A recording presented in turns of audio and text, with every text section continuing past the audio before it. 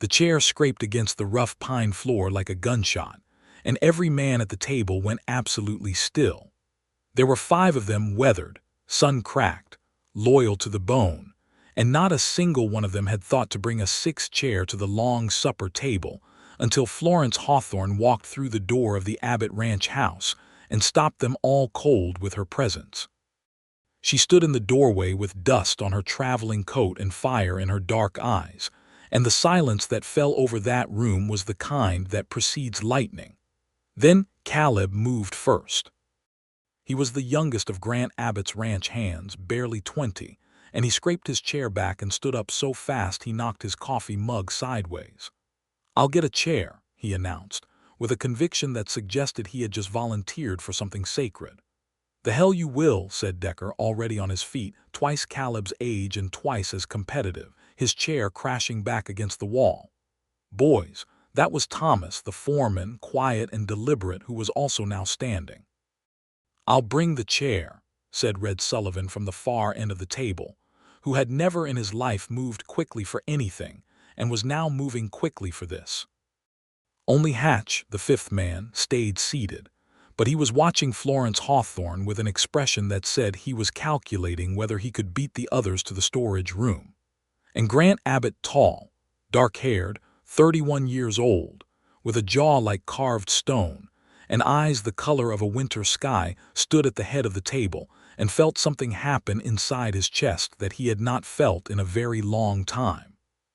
Something cracked open, like frozen ground in the first breath of spring, and it frightened him in a way that outlaws never had.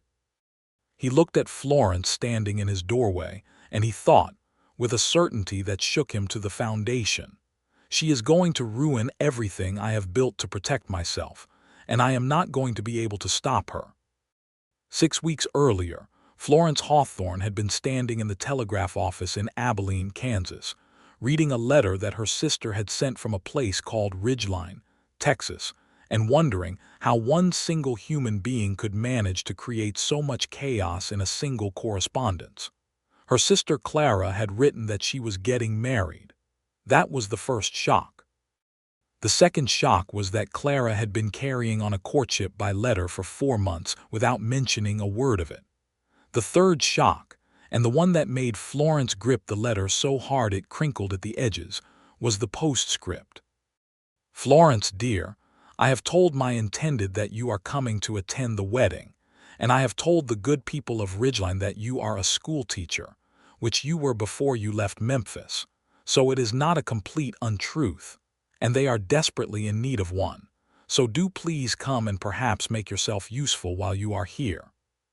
Florence had read this postscript 3 times, and each time she read it, she grew more certain that her younger sister was going to be the death of her.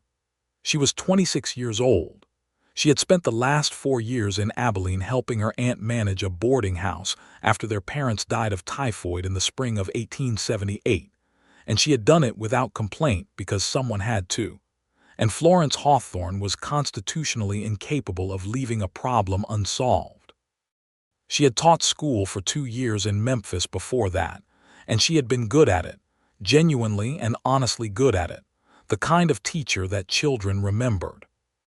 And now Clara wanted her in Ridgeline, Texas, to attend a wedding Florence had not been informed was coming, to teach school in a town she had never heard of, and to navigate whatever particular brand of frontier chaos her irrepressible sister had arranged. She bought her train ticket the next morning. Ridgeline, Texas, in the spring of 1882, was a town of approximately 300 souls sitting in a wide valley between 2 gentle rises of scrubby hills, with a main street that ran straight and dusty between a saloon, a general store, a livery, a small church, a bank, and a scattering of other establishments. It was not glamorous. It was not grand.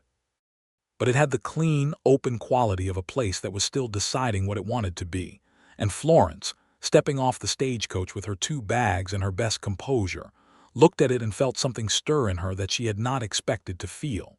Possibility. Clara met her at the stage stop, radiating happiness in a way that made Florence deeply suspicious, because in Florence's experience, Clara's happiness was almost always conjoined with Florence's inconvenience. "You came." Clara threw her arms around Florence with genuine joy. "Of course I came. You gave me no reasonable alternative." Florence returned the embrace and then held her sister at arm's length to study her. "You look well.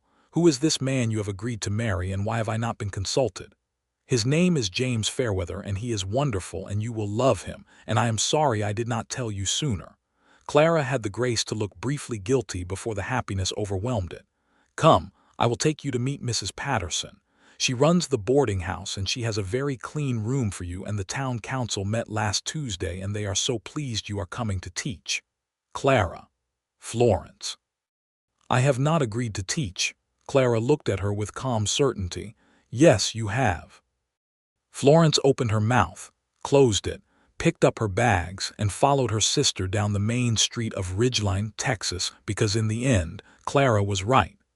She had already agreed, even before she knew she had agreed, because a town without a schoolteacher was a problem, and problems called to Florence the way water called to a dry riverbed. She met James Fairweather that evening at supper at Mrs. Patterson's boarding house, and she decided within 15 minutes that he was exactly the right man for Clara, in a way that she had never been able to say about any of Clara's previous romantic enthusiasms, which had been numerous and poorly directed. James was solid and honest and clearly head over heels in love with her sister in the specific, grounded way of a man who had thought about it seriously and decided. Florence approved of him, which she communicated to Clara later that night with the slightly grudging respect of someone who expected to be disappointed and was not. The school building was a one-room structure at the east end of town, which had been without a teacher for 7 months since the previous one, a young man named Pritchard, had departed for California with a prospector's enthusiasm and a teacher's salary of shoes. It needed cleaning, resupplying, and considerable organizational work, all of which Florence threw herself into with the focused energy of someone who needed something to do with her hands, while her mind was busy processing the strangeness of being somewhere new. It was during her second trip to the general store for chalk and a new primer that she first heard the name Grant Abbott. She was speaking with Mr. Hollis, who ran the store with his wife, asking about account arrangements for school supplies, when 2 cowboys came in talking loudly about a cattle dispute, and one of them mentioned that Grant Abbott had sent word to the county seat about grazing rights, and the other said Grant Abbott could send all the word he wanted, but the law in this valley answered to whoever had the most cattle and the most guns. And Mr. Hollis cleared his throat pointedly until both cowboys remembered there was a lady present and lowered their voices. "Who is Grant Abbott?" Florence asked, when the cowboys had concluded their business and left. Mr. Hollis had the expression of a man selecting his words carefully. "He runs the Broken Ranch about 4 miles north of town. Been here going on 8 years, came out from Missouri after the war. He's—" a pause. "He is a serious man, Miss Hawthorne, respected, but he has had a difficult few years and he keeps to himself." "What kind of difficult?" Florence asked, because she was constitutionally incapable of leaving that kind of statement unexamined.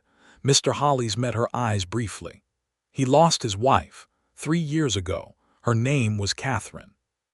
They had no children and he has never—" He stopped. "He is just a serious man, Miss Hawthorne, that is all." Florence thanked him for the information and carried her supplies back to the schoolhouse, and she thought about a serious man on a ranch 4 miles north of town who had been keeping to himself for 3 years, and she thought about the way grief could calcify around a person like rock around a fossil, and then she told herself firmly that Grant Abbott was none of her business, and she had a schoolroom to organize. She met him 11 days later, and it happened because of a horse. She had borrowed a mare from the livery to ride out to 3 families who had children of school age, but lived too far from town to have received word about the school reopening. She was returning at dusk when the mare put her right front foot in a ground squirrel hole and stumbled, not badly, but badly enough that Florence dismounted immediately to check the leg. and when she led the horse slowly forward, the animal favored it enough that Florence decided she was not going to risk the remaining 2 miles back to town in fading light on a potentially injured horse. The nearest property, according to the map Mr. Hollis had given her, was the Broken A. She stood at the gate for a full minute before she opened it, because she was a single woman arriving uninvited at a man's property after dark, and she was aware that this was the kind of situation that required careful navigation. Then the mare shifted her weight and made a sound of discomfort, and Florence pushed the gate open and led her up the long drive toward the lights. Grant Abbott answered the door himself. He was taller than she had expected, which was strange, because she had not been expecting anything in particular. He was wearing a plain work shirt with the sleeves rolled to the elbows despite the chill, and he had clearly come from the back of the house based on the smell of wood smoke and something cooking.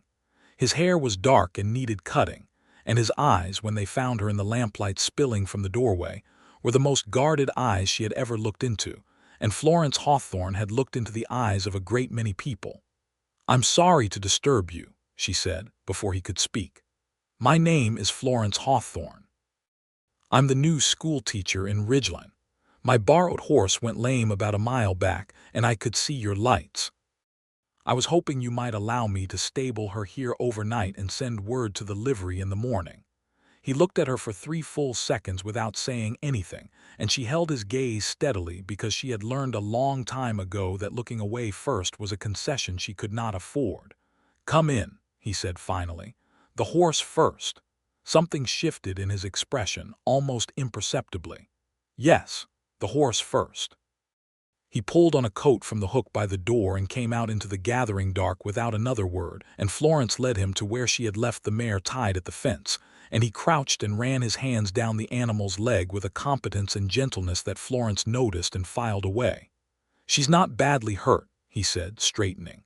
"Bruised, most likely. She'll be fine with rest." He took the mare's lead. "I'll get her settled. You can wait inside. I'd rather help." He looked at her again with that measuring quality she was already beginning to recognize. "You know horses. I know enough." They settled the mare together in the barn, which was clean and well organized, and told Florence things about Grant Abbott's character that the closed expression on his face did not. His ranch hands had gone home for the evening, he explained briefly, or were at the bunkhouse at the far edge of the property, and Florence appreciated the clarification because it told her he understood the social calculus of the situation and was attending to it. She followed him back to the main house, which was larger than she had expected and more comfortable, with good furniture and a fireplace that was doing proper work against the spring chill, and a kitchen that smelled of the beans and cornbread she had noticed earlier. "Have you eaten?" he asked.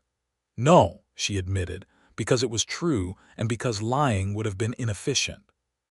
He brought her a bowl of beans and a square of cornbread without making it into more of a transaction than it needed to be, and she ate at his kitchen table while he sat across from her with a cup of coffee and they talked. Not about nothing. That was what surprised her.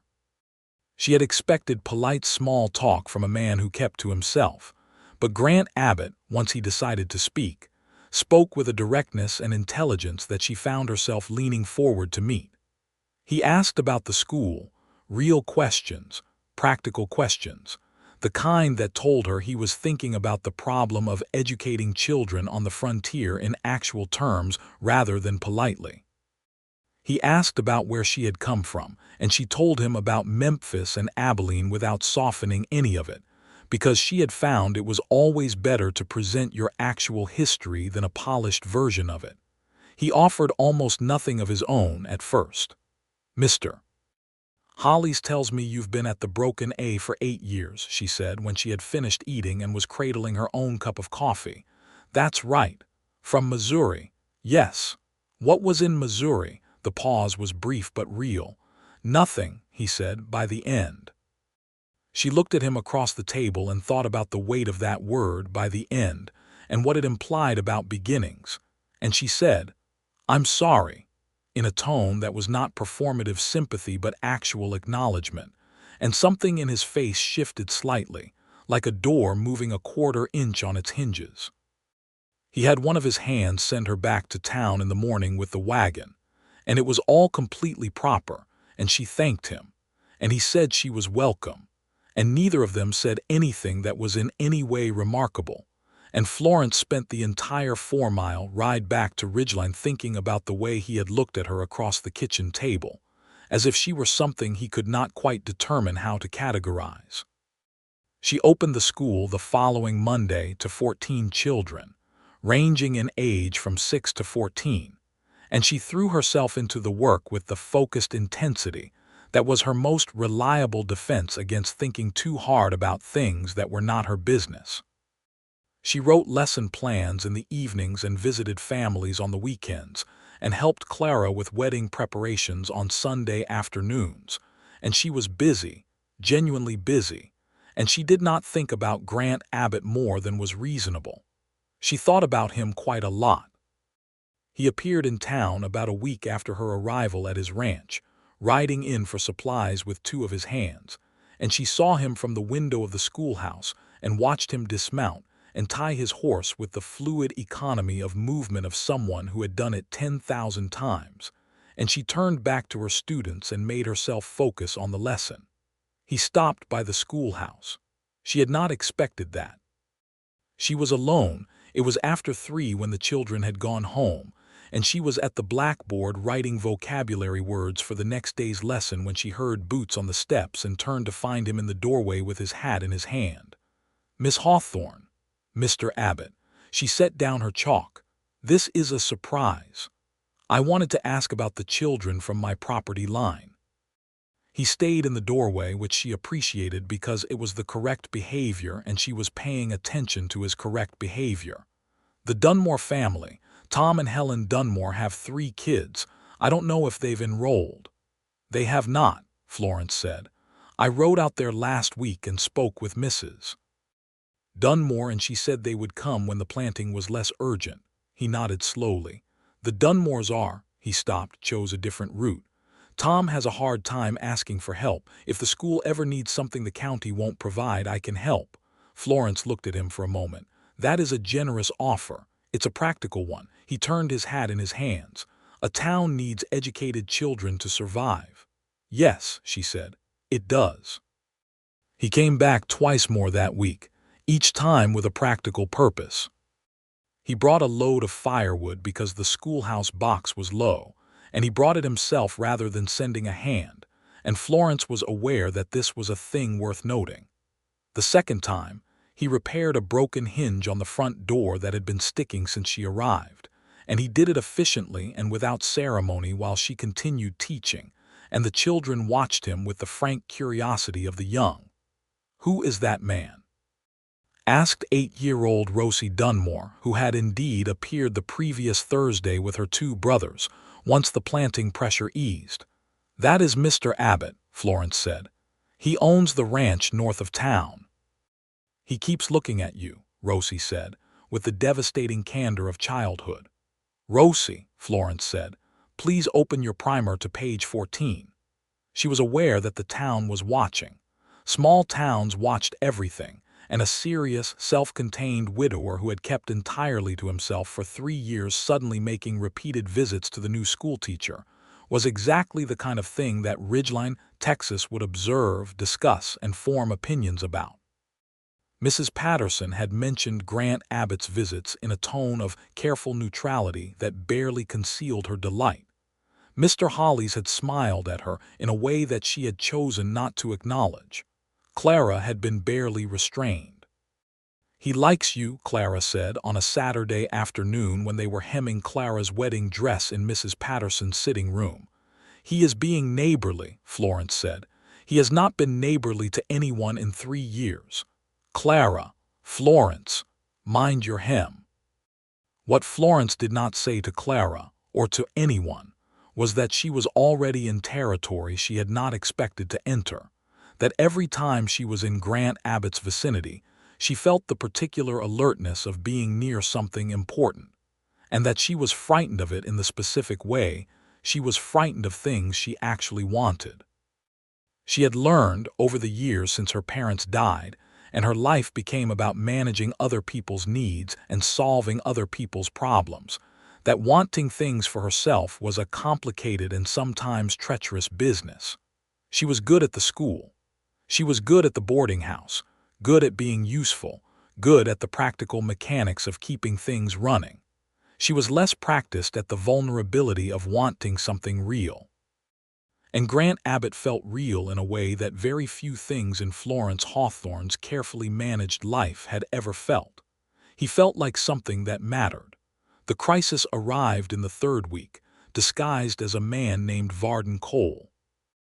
Varden Cole rode into Ridgeline on a Wednesday morning with 2 men at his back, and a reputation that had preceded him by telegraph from 3 towns to the east.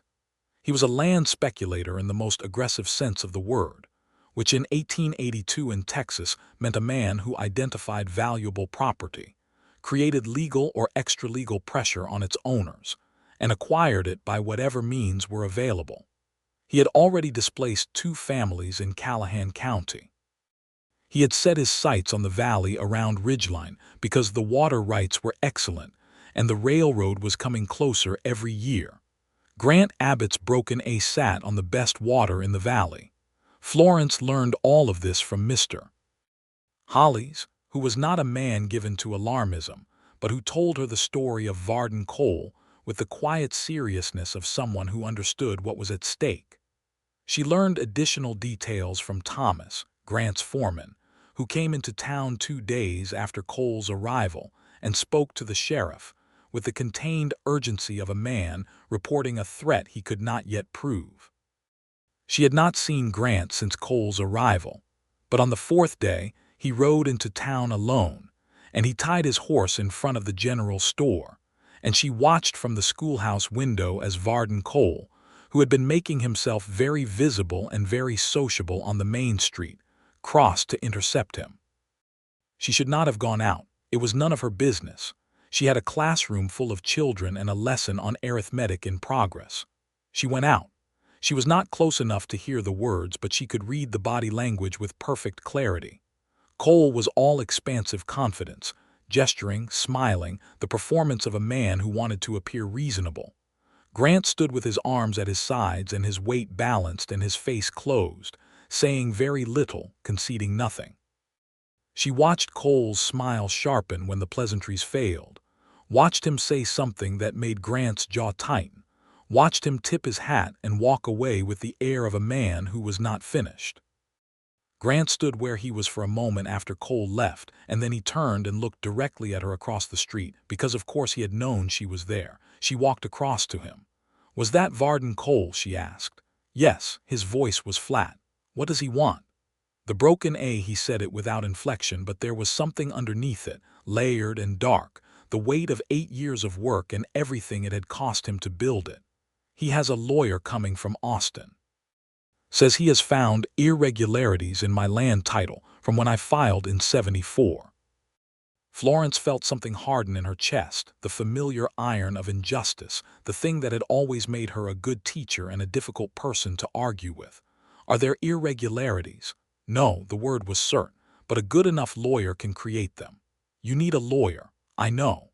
There is a man in Abilene named Hector Vane who handled land disputes for several of my aunt's neighbors. He is very good. She met his eyes. I will write him today if you want." He looked at her with that quality of stillness she had come to know. "Why would you do that?"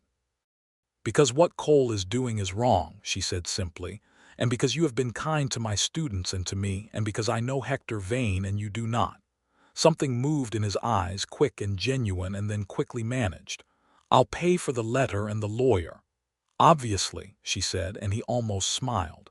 She wrote the letter that evening. She sent it the next morning. And in the 2 weeks it took for Hector Vane to arrange his travel from Abilene to Ridgeline, the situation around Grant Abbott's land became more urgent and more personal, and Florence found herself drawn into the middle of it in ways she had not anticipated and could not regret. Cole began making noise about the school's lease on the building it occupied, which was technically on land adjacent to a property he claimed an interest in. It was almost certainly a manufactured pressure designed to make Florence, as a visible advocate for Grant, uncomfortable. It made her angry instead. She stood in front of the town council and presented the school's legal standing with the methodical precision of a woman who had spent 2 years managing the administrative complexities of a Memphis school district and was not going to be moved by a speculator's legal maneuvering. And the town council, which included 3 men who had children in her classroom, affirmed the school's position unanimously and told Varden Cole's representative to take his claim elsewhere. Grant heard about it from Thomas before she could tell him herself, and he appeared at the schoolhouse after dismissal that afternoon. "You did not have to do that," he said. "I did," she said. Because the school needed defending and because Cole needed to know that his tactics were not going to work on this town. She was washing the blackboard, her back partly to him, which was a cowardice she acknowledged internally. "How are you holding up?" The question cost him something. She could hear it in the silence before he answered. "I built that ranch from nothing," he said. "I came here in '74 with enough money for the land, filing, and 2 horses, and the certainty that if I worked hard enough I could build something that would last." A pause. "I think about Catherine sometimes, about how she would feel if I lost it." Florence set down her cloth and turned to look at him. He was leaning against the doorframe and he was looking at something that was not in the room with them, and she thought about what it cost a private man to say a thing like that. "Tell me about her," she said, "if you want." He looked at her then and she saw him measure the offer, evaluate her sincerity. "She was from Missouri," he said. "We grew up neighbors. She was brave about coming out here, braver than I understood at the time." He stopped. "She got sick in the winter of '79, fever. There was nothing to be done." "I'm sorry," Florence said, in the same real way she had said it before. "It's been 3 years," he said, which was not the same as saying it was over, and she understood that. "Grief does not have a schedule," she said. "I lost both my parents in the same spring 4 years ago. I know how it can become the shape of things." He looked at her. "And yet you came out here, to a town you'd never seen, to teach school for your sister's sake. I find that doing something useful is the best treatment for an unhappy mind." The corner of his mouth moved. "I have noticed that about you." The next 2 weeks had a quality she did not quite have words for, a kind of charged, careful closeness, like the air before a storm, but the kind of storm you are not afraid of, the kind that you watch coming across the plains with your face turned into the wind and something in your chest that is equal parts apprehension and desire. Grant came to the schoolhouse. She went to the Broken A, not alone, but with a group of the children for a nature lesson that he had suggested, showing them the creek and the natural features of the land with a patience and knowledge that made her children love him immediately, and made her considerably more troubled than she wanted to be. Hector Vane arrived from Abilene on a Tuesday, a compact, precise man with a leather briefcase and eyes that evaluated everything rapidly, and Florence introduced him to Grant at the general store, and then stepped back because she had done what she could do and the rest was legal territory she was not qualified for. She found out later from Thomas what happened in the meeting. Vane had reviewed Cole's claimed irregularities and found them to be exactly what Grant had said they were: manufactured. The original land filing was clean. The title was valid. Cole had no legitimate legal case, only the threat of prolonged, expensive litigation designed to exhaust a rancher's resources until capitulation seemed easier than fighting. But Vane also brought something else. He had, in his preparation for the case, investigated Varden Cole's previous land acquisitions, the ones in Callahan County, and he had found evidence of outright fraud in the documentation Cole had used there. Evidence significant enough that, if it reached the county prosecutor in Austin, Cole's career as a land speculator would be finished in Texas. There was a meeting at the sheriff's office, and Grant was there, and Vane, and the sheriff, and Thomas, and by the end of it, Varden Cole had been presented with a very clear choice between departing Ridgeline permanently and facing fraud charges in Austin. He chose departure. He left the following morning with his 2 associates and the air of a man performing dignity under conditions that did not support it. Grant came to tell Florence the news himself. He arrived at the schoolhouse at the end of the day, and she knew from the way he walked across the schoolyard that it was over, and she felt a relief that was partly about the school and mostly about him and the 8 years he had put into the broken A. "It's done," he said. "I know," she said. "I can tell." He stood in the afternoon light and he looked at her, and the guarded quality of his eyes was still there, but there was something else behind it now, something that he was not hiding as successfully as he probably intended. "Florence," he said, and it was the first time he had used her given name, and it landed differently than she expected. "Grant," she said, and used his in return. "I would like to invite you to Sunday dinner at the Broken A." She considered this. It was a formal invitation, a declared intention, a thing that in Ridgeline, Texas in 1882 carried a specific social weight that both of them understood perfectly. "I would like that," she said. He nodded once, as if something had been agreed to that went beyond the dinner, and she thought she was right about that. Clara's wedding happened on a Saturday in late April, in the small church at the center of town, with wildflowers on every available surface, because Clara had strong opinions about wildflowers, and James Fairweather looking at Clara as she walked toward him with the expression of a man who could not believe his good fortune, which was exactly the right expression for a groom to have. Florence stood up for her sister and handed her the ring at the right moment and cried, briefly and privately, because she was genuinely happy for Clara, and because watching someone you loved be that certain of another person had a particular complicated joy to it.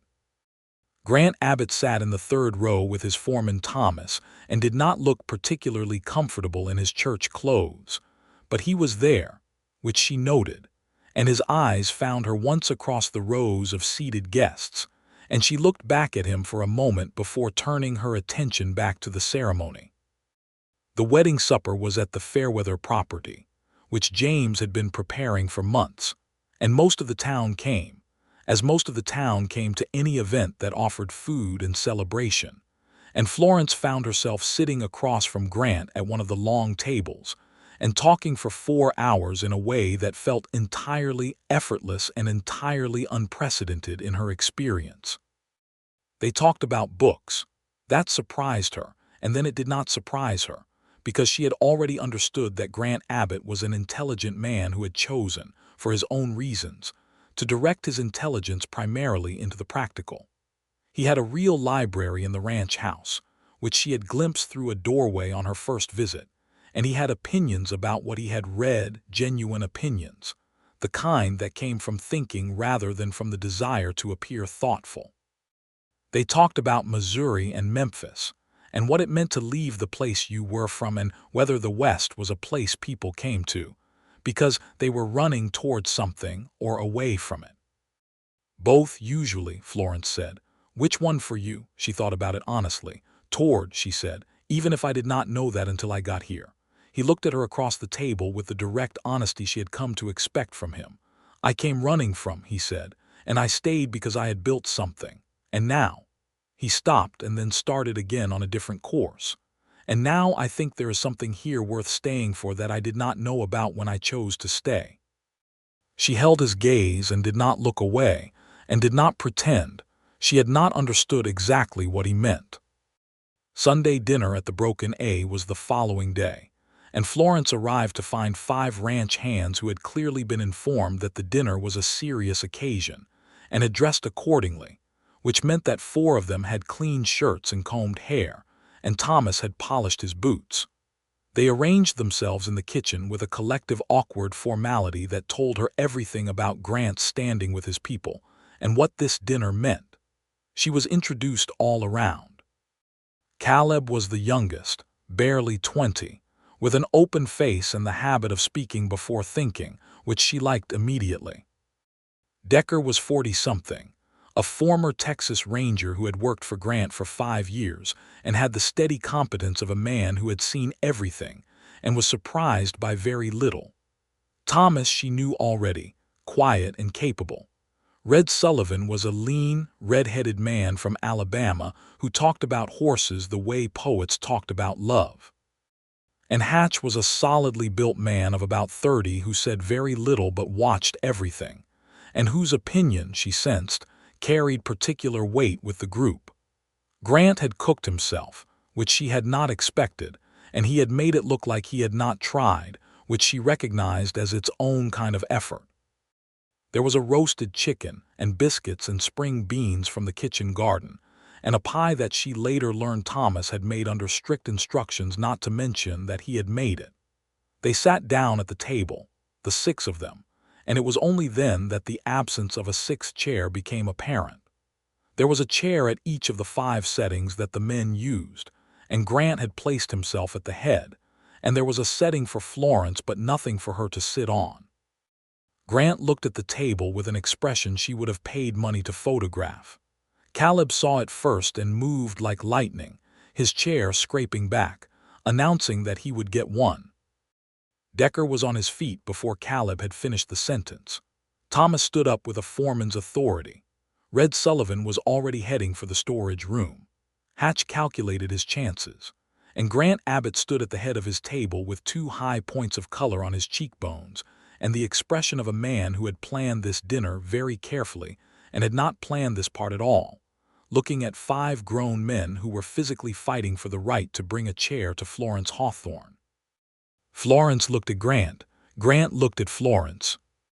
In the chaos of his boys arguing about the chair with genuine competitive fervor, that look passed between them, and it contained about 14 things that neither of them had said yet, and it was one of the funniest and most tender moments Florence had ever experienced.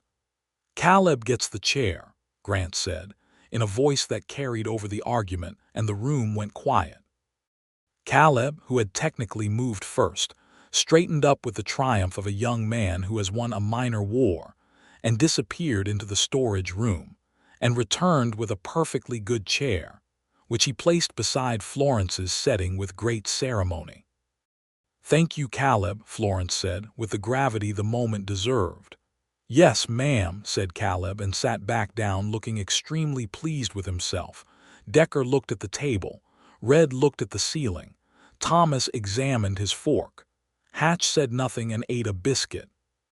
Grant caught Florence's eye across the table, and the thing in her chest that had been growing for 3 weeks turned over warmly and settled in, and she thought, with a clarity she had not expected, that she was in serious trouble, and she was not going to do a single thing to prevent it. Dinner was loud and chaotic and nothing like what the occasion's solemnity had promised, and it was better for that. Caleb told a story about a coyote that made everyone at the table laugh. Decker told a contradictory story about the same coyote that was funnier. Red got into a passionate explanation of a particular horse's temperament that no one fully followed but everyone appreciated. Hatch said 3 things in 2 hours, each of which was unexpectedly wise. Thomas kept the conversation from flying completely off the rails. Grant watched Florence laugh at something Red said, and had the expression of a man who has just learned something he did not know he needed to know. She helped clear after which they all protested and she ignored, and Grant walked her out to her horse in the long gold light of a Texas afternoon, and they stood by the gate while the light went amber and the crickets started up in the grass. "Your boys are wonderful," she said.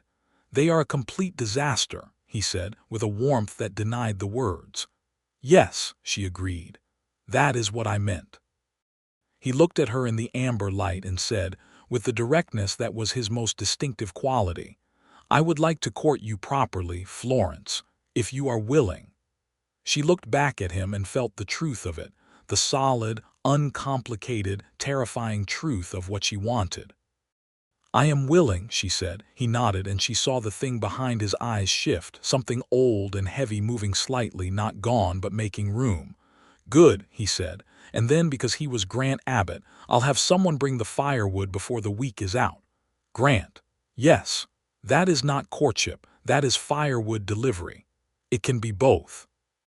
She laughed, which she had not expected to do at this particular moment, and his face did the thing it did when she laughed, the loosening, the warmth, and she thought about Catherine in Missouri and what it must have cost him to let himself feel this again. And she thought about her own years of careful, practical living and what she was being asked to step away from, and she found she was not afraid of it. She was ready. Courting Grant Abbott in the town of Ridgeline, Texas was an experience unlike any Florence had had in Memphis or Abilene, because in Memphis and Abilene she had not been in love, and love, she was discovering, had a quality of heightened attention that made everything vivid and slightly exhausting and entirely worth it. He brought firewood, as promised, and while that was not romantic, the manner in which he unloaded it, staying to talk for an hour afterward in the shade of the schoolhouse while her students were at lunch, was. He rode with her on Saturday afternoons to the outlying farms, which served the practical purpose of making her visits safer, and the additional purpose of giving them 2 hours of unobserved conversation, which they filled with the sustained mutual discovery of two intelligent people who are both slightly astonished by each other. She learned that he could read Spanish, that he had strong opinions about the management of water rights that turned out to be ahead of common thinking, that he played chess poorly but enthusiastically, that he had a sense of humor that operated so quietly it was sometimes gone before you caught it, and that he was capable of a profound stillness that was not emptiness but the opposite, a quality of deep presence that made her feel, when she was in it, completely seen. He learned that she had opinions about everything and was usually right, that her patience with difficult people was genuine rather than performed, that she had read more than anyone he had met on the frontier, that she was braver than she presented herself as, and that she laughed with her whole face, which was one of the things he thought about when she was not there. He told her more about Catherine, carefully and honestly, in the way of a man who needed to present the full truth before asking for something important. He told her about the good years and the hard years and the winter she died, and the 3 years afterward when he had directed every particle of himself into the ranch, because there was nowhere else to put it. He told her that he had thought, before Florence arrived, that this was simply what the rest of his life would look like, and that he was not unhappy, exactly, only very alone, in the way of someone who has gotten so accustomed to a room's temperature that they no longer notice the cold. Florence told him, in return, about the years after her parents died, about the management and the practicality and the way she had gotten so good at being useful that she had almost forgotten that being useful was not the same as being wanted, and about the difference between those two things, which she was learning now in a way she had not expected. "I think," Grant said on a Saturday afternoon in May with the hills green and the air full of the smell of coming rain, "that we have both been alone in similar ways." "I think that is true," Florence said. "And I think," he said more carefully, "that I do not want to be alone anymore." She looked at him steadily. "Neither do I." He reached across the distance between their horses and took her hand, and it was the first time he had touched her with any intention beyond the practical, and it was brief because the horses were moving, but it was enough. It was an entire conversation in a gesture. It was a declaration of something real and permanent, dressed in the simplicity of a held hand on a Texas afternoon. The Dunmore children were thriving in school. The 2 older ones, a boy of 12 named Jacob and a girl of 10 named Alice, were bright and quick, and Rosie had become Florence's particular shadow, staying after class to help arrange books and asking questions about everything with the relentless curiosity of a child who wanted to know the world. Tom Dunmore had appeared at the school one afternoon with his hat in his hands and something difficult in his face, and said that he wanted to thank her for what she was doing for his children, that Jacob was reading better than he had ever read in his life, and that Rosie had told them at supper that she wanted to be a schoolteacher someday. He had the look of a man delivering these facts as the most important report he had ever made. "That is the best thing you could tell me," Florence said, and she meant it completely. She visited the Broken A regularly by June, chaperoned usually by Thomas's company for propriety's sake, though the boys had largely given up on formality and treated her with the relaxed affection of people who had decided she was part of their world and were simply getting on with it. Caleb showed her how to read weather by cloud formations. Red spent an entire afternoon teaching her to evaluate a horse's soundness, which she already knew most of but did not say so because Red's enthusiasm was genuine and worth honoring. Decker told her stories from his ranger days that she suspected were 60% true and 100% entertaining.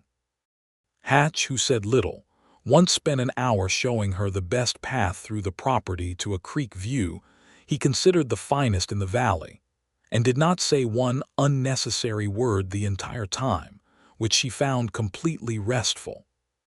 Grant was present in all of it, always, aware of her in the peripheral way of someone who has given over a considerable portion of their attention to another person and cannot quite take it back. She kissed him first. She had not planned to. They were returning from the creek view that Hatch had recommended, walking the path back to the ranch house in the long evening light, and he said something that made her laugh, and she turned to look at him while she was still laughing, and the light was doing something particular to his face, and the accumulated weight of the weeks of closeness and honesty and the way she felt in his company was simply present and clear, and she stepped forward and kissed him. Briefly. Just once. And then stepped back and looked at him with an expression she imagined was somewhere between candid and terrified. He looked at her for a moment and then he said, quietly and with precision, "I have been trying to find the right moment to do that for 3 weeks. You should have moved faster," she said. "I am not a fast man." "I know," she looked at him. "I like that about you." He closed the small distance she had stepped back across, and he kissed her properly this time, the way she had imagined when she was not letting herself imagine it, with the same quality of deep presence that characterized everything about him, as if she were the only thing in his world at that moment, and he intended her to know it. She had been kissed before, in the limited and unsatisfying ways that life before the frontier had offered, and none of it had felt like this, like standing in a wide landscape instead of a small room. The proposal was not a surprise, which did not diminish it. They had been building toward it the way rivers build toward the sea, incrementally and with certainty. He asked her in August, in the kitchen of the Broken A, with Thomas outside and the boys gone to town, and no ceremony except his own seriousness, which was ceremony enough. "I want to marry you," he said. "I want you to know that I am certain of that in a way I have not been certain of many things, and I want you to have time to be certain too, because it deserves that." "Grant," she said. "Florence. I have been certain since sometime in May." He looked at her and then he said, "Yes," in a voice that was quieter than she expected, as if the answer mattered more than he had been allowing himself to feel. "Yes," she said, "I will marry you." He took her face in his hands, which were work-roughened and warm, and looked at her for a long moment, and she thought about all of it. The lamplit kitchen when she arrived with a lame horse, the argument over the chair, the firewood, the afternoon rides, the creek in the evening light, and all the careful steps of 2 private people finding their way past their own defenses into something real. "Good," he said, which was completely Grant Abbott and entirely perfect, and kissed her. The wedding took place in October, in the same church where Clara and James had married in April, and if there was a certain symmetry to this that pleased Florence, she was not going to make too much of it because she was not Clara and she did not run at feelings with her arms open. But she was smiling when she walked into that church. The boys sat in the front row like a collection of cleaned-up, fidgety monuments. Caleb had polished his boots so aggressively they reflected the church windows. Decker sat with the contained satisfaction of a man who had always believed things were going to work out this way. Red had somehow obtained a wildflower and put it in his lapel. Thomas sat very straight and had the expression of a man who had been waiting for this for a while. Hatch had said, when he heard the news of the engagement, "About time," and then returned to his coffee, which was the highest emotional expression Florence had ever received from him and which she treasured. Grant stood at the front of the church in his best coat, which he had clearly had pressed, and which he was wearing with the stoic dignity of a man doing his duty by an occasion.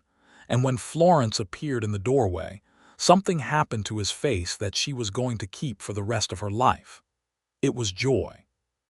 Not performed joy, not polite social joy, but the real kind, the kind that moves through a person like light through a clear window. And she saw it cross his face and settle there, and she walked toward him with more certainty than she had ever felt about anything. The Reverend performed the ceremony, and they said their vows with a simplicity and directness that matched who they were. And when he pronounced them married, Caleb made a sound that was definitely not a sniffle, and Decker pretended he had not heard it.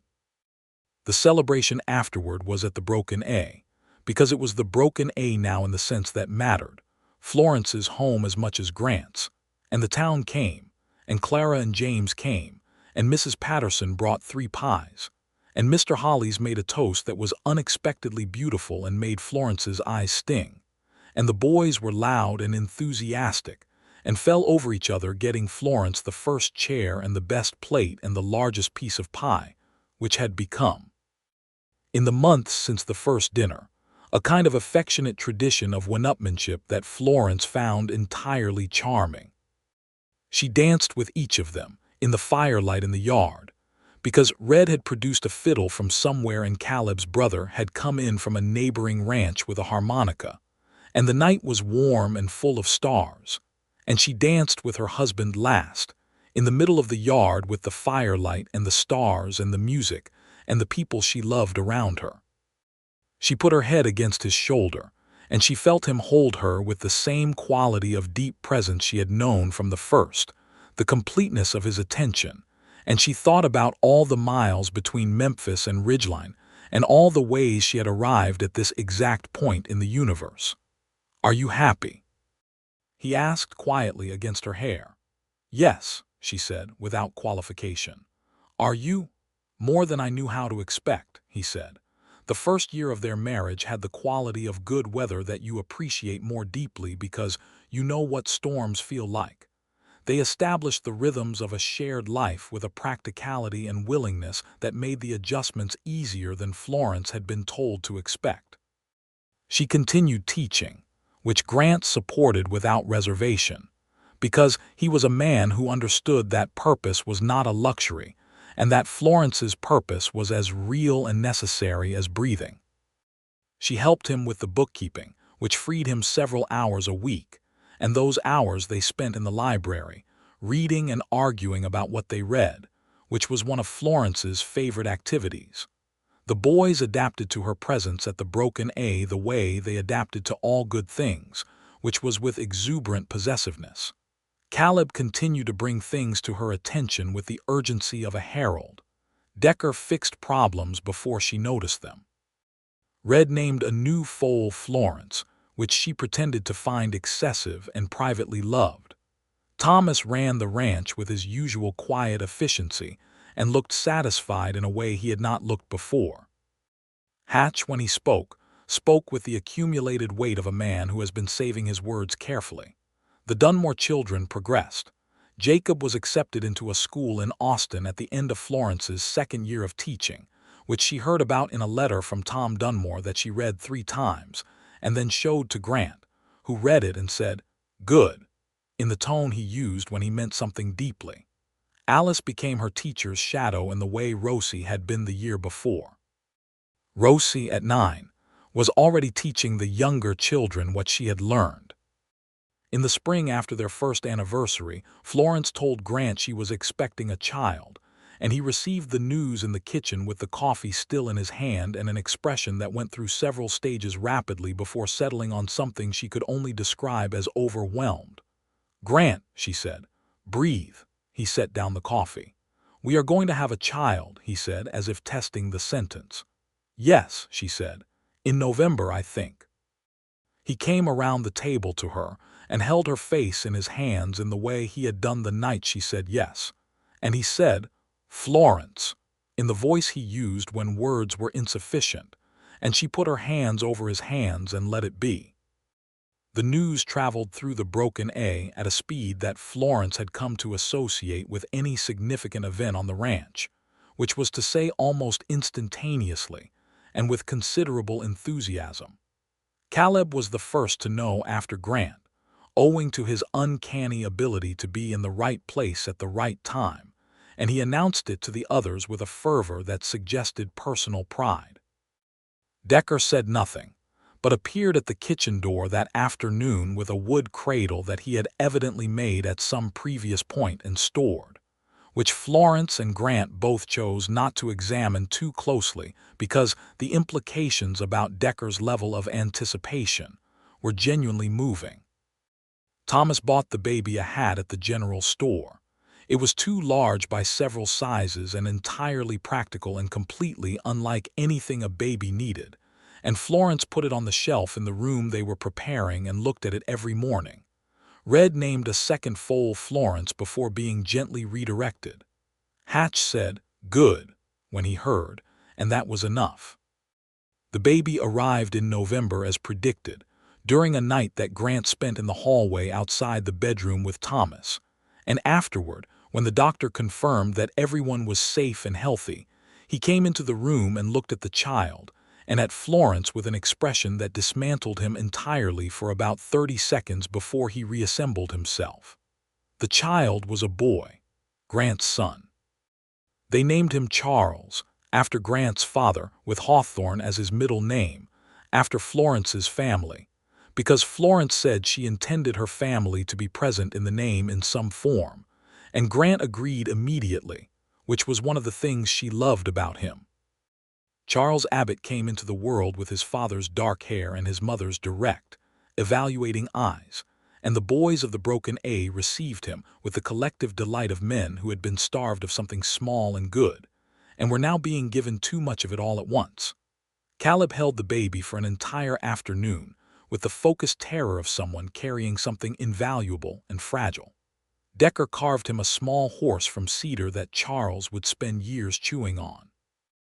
Red attempted to show him the horses within 2 weeks of his birth, and was redirected by Florence with a precision that Red found impressive. Thomas sat with the baby in the kitchen rocker while Florence rested and looked out the window and was quietly pleased.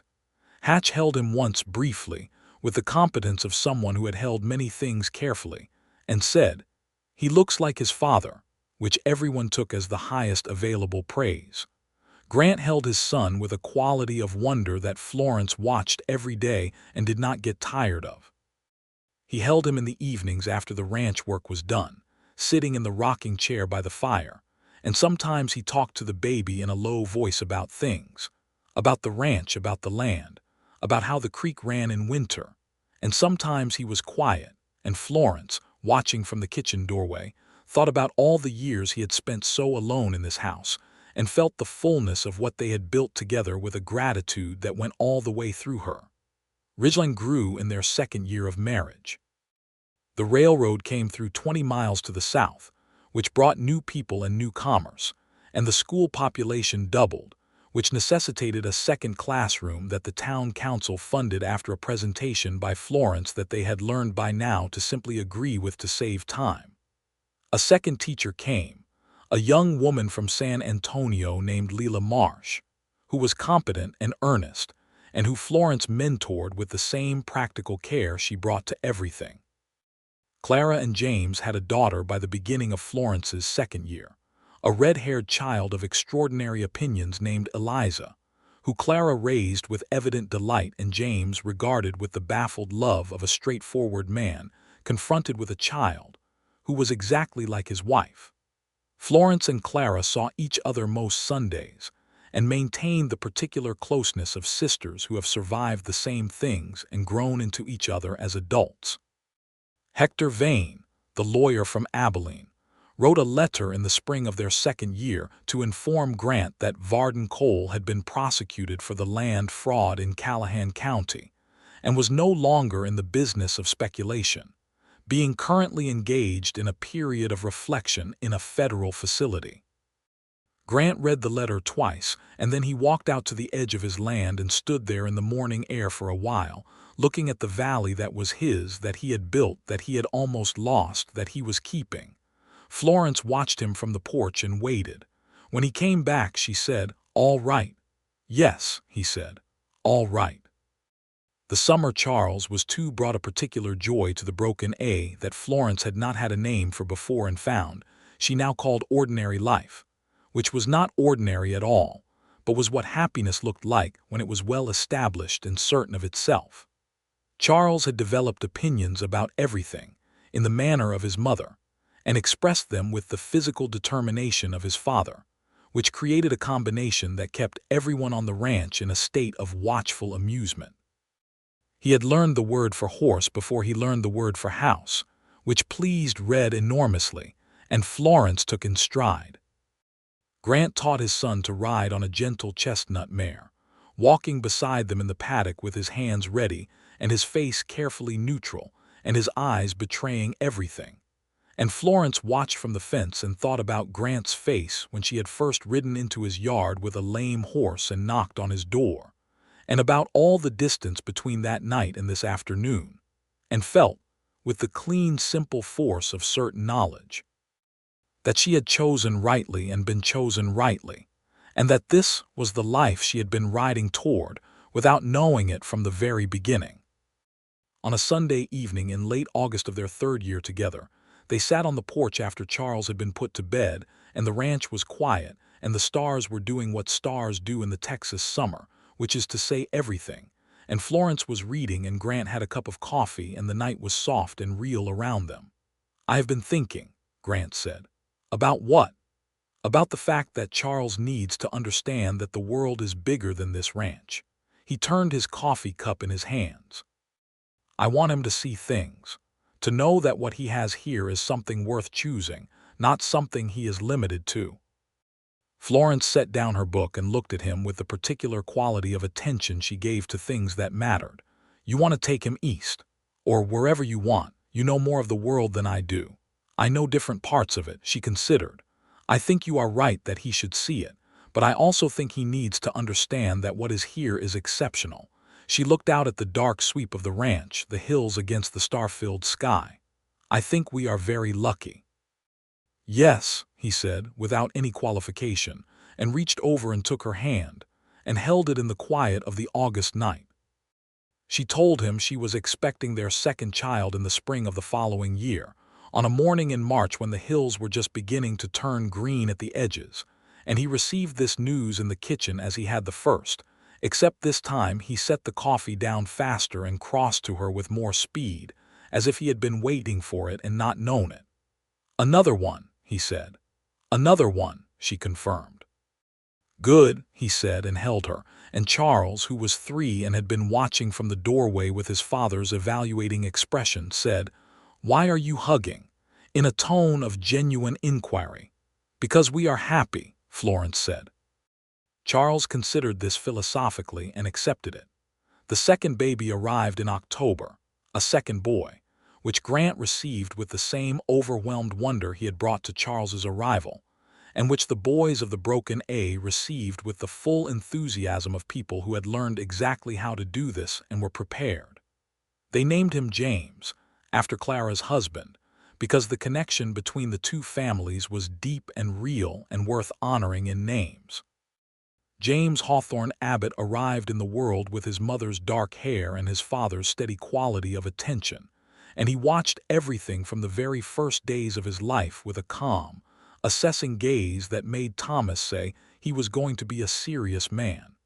"He gets that from his father," Florence said. "He gets the good things from his mother," Grant said, which was so uncharacteristically sentimental that Thomas pretended he had not heard it, and Caleb, who had heard it, kept it to himself for approximately 3 hours before telling Decker. Charles received his brother with the proprietary authority of a 3-year-old, which oscillated between tender and imperious, and Grant managed the transition with the patient attentiveness of a man who took his responsibilities seriously and had learned over years that the most important work was also frequently the quietest. In the year James turned 1 and Charles turned 4, Florence made a decision she had been thinking about for some time. She stepped back from classroom teaching. Leela Marsh was more than capable of running the school, had in fact been running it largely on her own for a year while Florence managed the second pregnancy and its aftermath. And Florence's energy had shifted, not away from education but toward a different expression of it. She established a lending library in the back room of the schoolhouse, funded partly by Grant and partly by a collective effort from the town. And she started a reading group for adults that met on Wednesday evenings and became one of the most consistent social institutions in Ridgeline. She continued to teach Rosie Dunmore, who was 13 and burning with the ambition to become a teacher herself. On Saturday mornings at the Broken A, Florence taught her everything she knew, not just the academic content but the philosophy of it, the understanding of what education was for, the ways it could change a person's relationship to their own possibilities. Rosie was going to be extraordinary. Florence had known it since the 8-year-old girl asked what the biggest word in the dictionary was, and then learned to spell it. The winter of their 4th year together was harsh, one of the hardest winters the valley had seen in a decade, and the Broken A weathered it with the competence and communal effort of people who knew their landscape and each other well. The boys worked longer hours and complained appropriately, and kept the stock safe through 2 weeks of sustained cold that froze the creek and iced the water troughs every morning. Florence kept the house warm and fed everyone who came through the kitchen door with the matter-of-fact generosity of a woman who understood that warmth was both literal and otherwise. Grant managed it all with the steady hands and clear judgment of a man who had been doing this for over a decade, who knew his land and his limits and his people, and who came in from the cold every evening to find his sons asleep by the fire and his wife reading in the lamplight, and the particular quality of rightness that had been his life for 4 years now. Charles brought him a drawing one afternoon that was recognizably a horse, or recognizably attempting a horse, with large, earnest eyes and 4 slightly different-length legs, and Grant put it on the wall of the ranch house office, and it stayed there for years. In the spring of their 5th year, 2 things happened that Florence would remember as defining the shape of what they had built. The first was that Rosie Dunmore was offered a place in a teacher's training program in Austin, funded by a letter of recommendation that Florence had written with the full force of everything she knew and believed, and Rosie accepted it. And Tom and Helen Dunmore came to the Broken A one Sunday and sat in the kitchen, and Tom, who had such difficulty asking for help, said simply, without managing it into anything smaller, "What you have done for our children is the most important thing anyone has ever done for us." Florence took his hand across the table and said, "Rosie did the work, I just held the door." The second thing was that Grant, on a May evening when the creek was running high and the hills were green and Charles was 4 and James was almost 2, said to Florence on the porch, "I want to tell you something. Tell me. When you knocked on my door with that lame horse, I had not let myself want anything in 3 years. He looked at the valley, the hills, the light. I had the ranch and the boys and the work, and I had decided that was enough, and I think part of me had decided I did not deserve more than that." He turned to look at her. "You made me understand that was wrong." Florence held his gaze steadily. "What was wrong about it?" "That I had confused surviving with living," he said, "and that they are not the same thing." She crossed the porch to him and sat beside him and took his hand in both of hers, and they sat together in the evening light while the ranch settled around them into its evening sounds, the horses shifting, the boys finishing their work, the land breathing. "Grant," she said after a while, "Florence, I think I am expecting a 3rd child." The silence that followed was so full of everything that it did not need words, but he found some anyway, and they were right. "Are you all right?" he asked first, which was the question she loved most. "I am wonderful," she said, which was entirely true. The 3rd child, a girl they named Catherine, arrived the following January, and if the name carried weight, it carried it in the way of something honored rather than something lost, as Grant had intended when he proposed it, quietly and carefully, explaining what he meant, and Florence had understood immediately and said yes. Catherine Abbott arrived with her father's dark hair and her mother's directness, and a quality of determined focus that was all her own, and she was from her first weeks a different creature than her brothers, watchful and deliberate where Charles was expansive and James was serene. Charles received her with the authority of 4 years' seniority. James received her with the gentle tolerance of a child who accepted everything. The boys of the ranch received her with the collective adoration of people who had been waiting for her specifically without knowing it, and Caleb, who was now 24 and had been on the Broken A for 4 years and was the particular favorite of the older boys for his quality of uncomplicated enthusiasm, held her on her second day and said with complete certainty, "She is going to run everything eventually. She is going to be a person," Florence said. "That is enough." Grant held his daughter in the rocking chair by the fire, as he had held Charles and James, talking to her in the low voice he used for things that mattered, and Florence watched him from the kitchen doorway with the full weight of her love for him, which had not diminished over 5 years but had accumulated, the way that rivers accumulate the landscape they move through, picking up what is true and real and carrying it forward. Clara came to meet Catherine in February, bringing Eliza, who was now 3 and had definitive opinions about babies, and James Fairweather, who was still looking at Clara with the same expression he had worn on their wedding day, which Florence took as evidence that Clara had chosen as rightly as Florence had. The two sisters sat in the kitchen of the Broken A, while the children played in the sitting room under Grant's careful supervision, and the sound of Eliza directing the proceedings floated through clearly. "You are happy," Clara said, "not a question." "Completely," Florence said.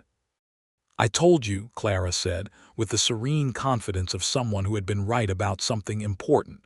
"You told me there was a school that needed a teacher," Florence said. "Everything else I managed myself. I introduced you to the town, in which you mentioned the school and then handled your own wedding without further thought for me. And look how well it turned out," Clara said. Florence looked at her sister across the kitchen table, in the ranch house that was her home, with her husband in the sitting room and her children within earshot and the hills of the valley visible through the window in the February light, and she said, with the simple honesty that she had always been better at than most people, "Yes, look how well." The Broken A continued its life. Grant expanded the herd carefully in their 6th year, reading the water and the grass and the coming years with the experience of a man who had learned his land deeply. Thomas married a widow from the eastern edge of the valley named Ruth, a quiet, competent woman who became Florence's particular friend over time, and moved into a house Grant helped him build half a mile from the ranch. Caleb, at 25, surprised everyone by beginning a correspondence with a girl in Abilene, which he told Florence about with the anxious candor of a young man who needed someone to tell. Florence helped him write 3 letters, editing them with the precision she brought to everything, and by the summer Caleb had made 2 trips to Abilene and was planning a 3rd. Decker said nothing about any of this but was observed smiling at something private on at least 4 occasions. Red went on loving horses with undimmed passion. Hatch reached 40, said about as much as he always had, and was as necessary as ever. Charles started school in the fall of their 6th year, walking into the Ridgeline schoolhouse that his mother had organized and his father had supplied firewood for, and sitting down in the front row with his father's composed expression and his mother's bright eyes, and Leela Marsh wrote Florence a note afterward that said simply, "He is wonderful. Of course he is." Florence read to her children every evening, all 3 of them in the sitting room by the fire, and she read them everything, stories and histories and natural science and poetry, and they received it each in their own way, Charles asking questions that required 5-minute answers, James sitting quietly and absorbing, Catherine watching the pictures and then asking to hold the book herself. On a Sunday evening in September of their 7th year together, Grant and Florence sat on the porch as they had sat on 1,000 evenings, with the valley dark and sweet below them and the stars beginning. And Charles and James were asleep, and Catherine was old enough now to sit up with them for an hour before bed, and was sitting between them on the porch steps with a moth she had captured in her hands, and was examining with the focused wonder of a scientist. "Caddy," Grant said, "that moth would like to go home." "Where does a moth live?" Catherine asked without looking up. "Wherever moths live," Grant said, with the specific patience he had for her particular questions. "In the dark," Florence said. "Let it go and watch where it flies." Catherine considered this and opened her hands, and the moth disappeared into the dark immediately, and she said, "I could not see where it went." "No," Florence agreed, "but it went home." Catherine thought about this for a while and then said, "Can I have a rabbit?" "No," said both her parents in perfect unison. Catherine accepted this with equanimity and went back to studying the darkness where the moth had been. Florence looked at Grant across their daughter's head, and he looked back at her. And 7 years of mornings and evenings and seasons and children, and hard winters, and good summers and arguments, and making up and firewood and chess games played badly and books read, and all the 10,000 ordinary extraordinary moments of a shared life were present in that look, alive and warm and certain. He took her hand in the dark, as he had been doing for 7 years, with the same intention and the same quality of fullness. "Are you happy?" he asked, as he had asked that first summer, as he asked still, because he was Grant Abbott and he needed to know that the things that mattered were all right. "Entirely," Florence said, as she would continue to say, because it was entirely true, had been true, would remain true. This life they had built on the Texas land in the valley below the scrubby hills, where she had arrived with a lame horse and a sister's invitation, and no expectation of any of this. Not the man with the guarded eyes and the warm hands. Not the boys who argued over a chair as if it were a matter of honor. Not the ranch that was her home. Not the children who were her joy. Not the life that was full and real and hers. The stars came out fully over the broken A, as they did every clear night over the Texas hills, and the valley held them, the ranch and the people in it, and the particular gravity of a happiness that had been built honestly, piece by piece, from two people who had been alone and were not alone anymore, and would not be, and knew it, and were glad. Florence Hawthorne Abbott sat on the porch of the life she had chosen and been chosen into, with her husband's hand in hers and her daughter between them and her sons sleeping in the house behind her. And she was, without reservation or qualification, exactly where she was supposed to be, in the warm, settled, irreversible manner of something that was never going to change, because it was built of the right materials and by the right hands, and it was going to last.